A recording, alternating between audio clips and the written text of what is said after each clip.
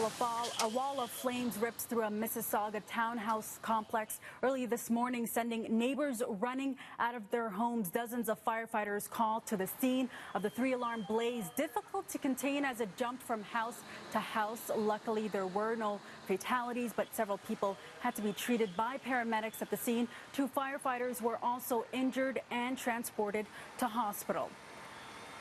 25 residents in 9 units left displaced at a townhouse complex near Bloor and Dixie, including a family of Syrian refugees who came to Canada less than 2 years ago. Investigators are now looking into the blaze and a prior disturbing incident at the home to see if there are any connections between the two. Immediately I told Judy, Oday, Marina, fire. First thing to save my family.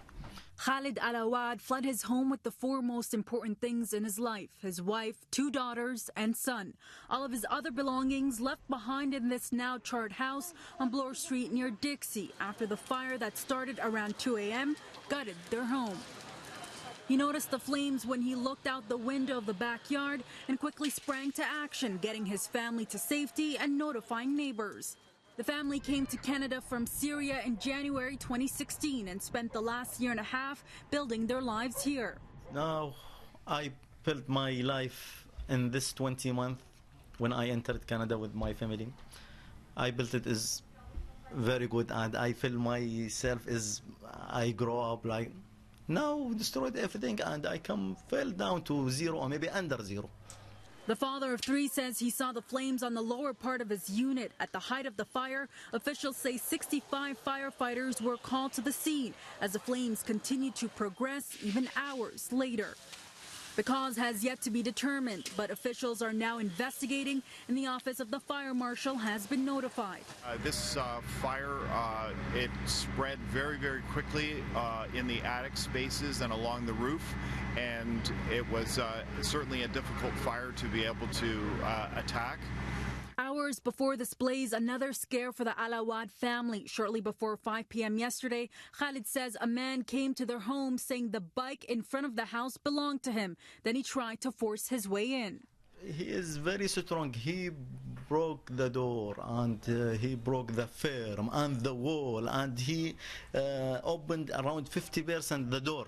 He said, "No, I will go 2 minutes. I will bring my friends, and I Syrian refugee, and who's brought you and your family." And he said a lot of bad words, but some words I don't understand. Khalid says he called police and the man left. Peel police, who were also on the scene today, are looking into the incident. Whether or not that incident has anything to do with what took place early this morning is yet to be determined, and our officers have been canvassing the area since early this morning in an attempt to gather that information. The Alawad family has started a GoFundMe page to start rebuilding their lives. Meanwhile, they are staying with a family friend. The Burnham Thorpe Community Center in Mississauga has opened its doors for any families displaced by this fire. Now, fire officials credit the quick thinking of neighbors for everyone's safety today. Ahead on City News, I'll tell you about the quick thinking resident whose heroic actions saved lives.